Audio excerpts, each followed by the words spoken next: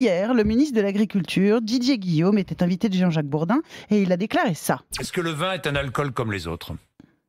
Non, je ne crois pas que le vin soit un alcool comme les autres.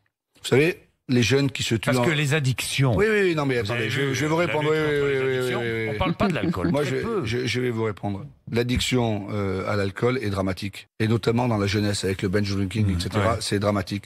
Mais je n'ai jamais vu, à ma connaissance, malheureusement peut-être, un jeune qui sort de boîte de nuit et qui est saoul parce qu'il a bu du Côte-du-Rhône, du Creux-Hermitage, du Bordeaux ou des Costières de Nîmes. Jamais. Ils boivent d'autres. Ils boivent des mélanges, ils boivent des mix, ils boivent de l'alcool fort. Alors on va évidemment fact-checker ce que vient de dire le ministre de l'Agriculture, Didier Guillaume. Est-ce que le vin est un alcool différent des autres ? Lorsqu'on s'intéresse au sujet, on tombe sur de très nombreuses études contradictoires sur l'alcool. En général, mais aussi sur les soi-disant bienfaits du vin. Mais l'année dernière, une étude du Lancet, une revue scientifique, a essayé de clore le débat.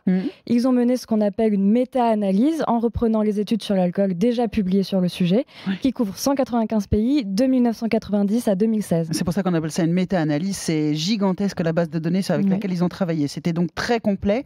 Et la conclusion, c'est quoi ? Le vin, c'est bon ou pas ?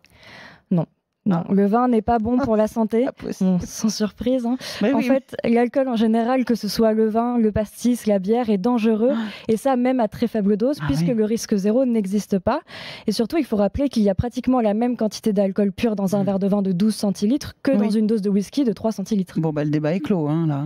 Eh bien, peut-être pas, parce qu'au-delà du débat scientifique, l'idée selon laquelle le vin n'est pas un alcool comme les autres revient régulièrement dans la bouche des hommes politiques. Didier Guillaume, le ministre de l'Agriculture, n'innove pas dans le domaine, c'est pas le premier du tout.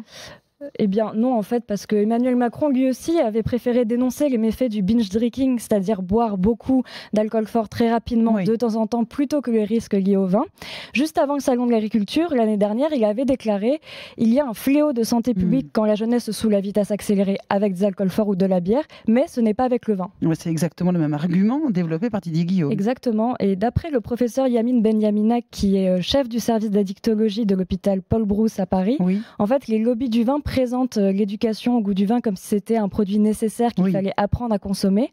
Et d'ailleurs, parmi les conseillers d'Emmanuel Macron, Audrey Bourrolo, est la conseillère agriculture et est une ancienne lobbyiste du vin. Donc pour le gouvernement, le problème, c'est l'alcool fort chez les jeunes plutôt que la consommation parfois excessive de vin. Oui, mais pas pour tout le monde. Une voix dissonante s'est déjà fait entendre à ce sujet au sein du gouvernement et elle rejoint les avis des scientifiques. C'est la ministre de la Santé, Agnès Buzyn. Elle avait déclaré sur France 2 en février dernier qu'en termes de santé publique, il y avait, je cite, zéro différence entre le vin et les autres alcools. Pour autant, on ne peut pas nier que le vin fasse partie du patrimoine français. Non, mais la ministre elle-même ne le nie pas. En fait, en mars, elle était revenue sur le sujet et elle avait expliqué qu'il y avait deux façons de voir la chose qu'il fallait faire se rencontrer. Une, de voir le vin comme un patrimoine qui fait partie de notre savoir-faire. Une autre, de le voir en termes de santé publique. Et là, c'est l'alcoolisme avec 2,5 millions de personnes dépendantes. Donc en fait, la petite phrase là, qui nous dit tout le temps à consommer avec modération, c'est ça qu'il faut retenir, tout simplement. Exactement. Il n'y a rien d'autre à retenir que ça, que ce soit du vin, du whisky ou le reste. Merci Emma.